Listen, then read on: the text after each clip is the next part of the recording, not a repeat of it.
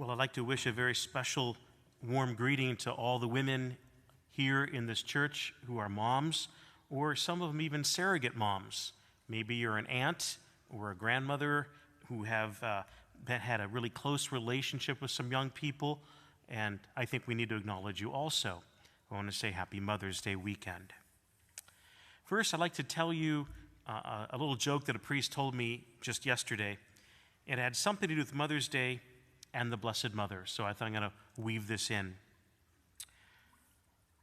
Once upon a time, there was a young priest who preached at a mass that the bishop presided at. Afterwards, the bishop said to him, "Son, you did a pretty good job, but you need to begin your homilies with a story. It kind of wakes people up. It gets their attention. Tell you what, come to my mass next Sunday, and I'll show you what I mean." So, the next Sunday, the bishop began his homily like this. "I have something to tell all of you. I'm in love with a beautiful woman." He pauses for effect, and then he continues, "Her name is the Blessed Virgin Mary." And oh, the women go, "Oh." So the next weekend, the young priest goes back to his parish, and he gets up to preach the following Sunday. He catches sight of the bishop himself, who attended the Mass but was sitting in the back of the church. The young priest got really nervous, but he launches into his homily anyway. "The bishop is in love with a married woman," he blurts out, "and I can't remember her name." That was pretty good. Please stand for the prayers of the faithful. So, there is no love like a mother's love. A mother loves her children simply because the child is. There is no question of the child earning his mother's love. He can do nothing for his mother or even acknowledge her love.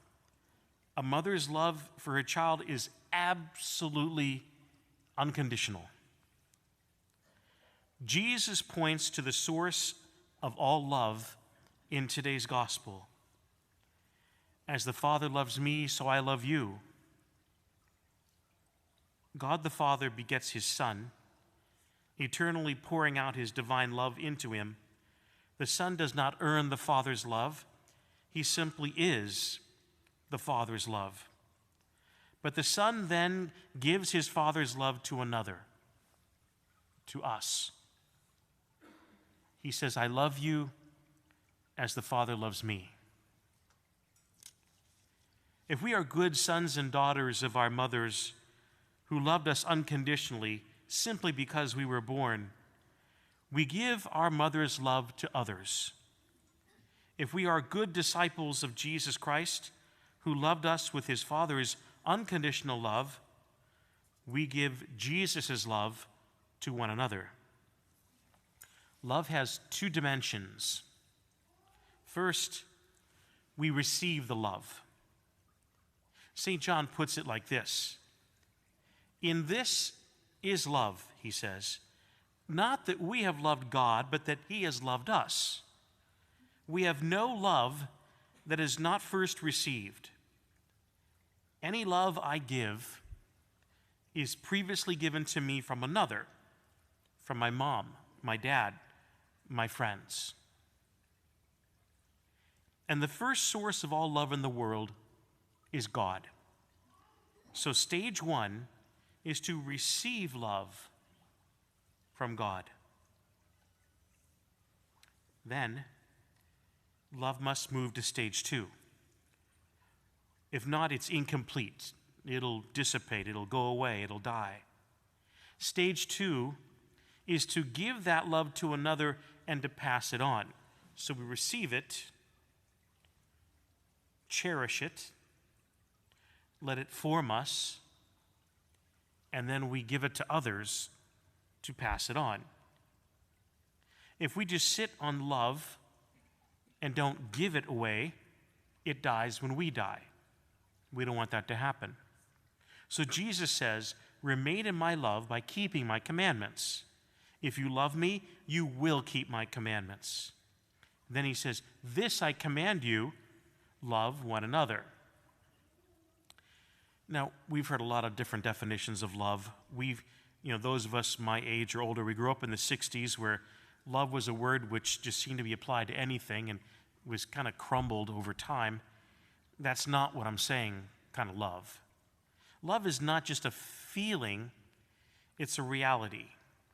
Because remember, no one can command you to have a feeling. I command you to feel sad. That sounds silly. That wouldn't work. But Jesus can and does command us in an act of our will, a decision to love. Everyone possesses the capacity to make this decision to love. This is the basic stewardship principle. Everything given to us is meant to be shared. When you think of it, how many of you have seen a Brinks truck following a hearse? It doesn't work that way. People could have all the money they want, and God bless them, they might have worked really hard. But hey, once we take our last breath, that money isn't owned by us anymore. It may be willed to someone else. It could blow away in the wind.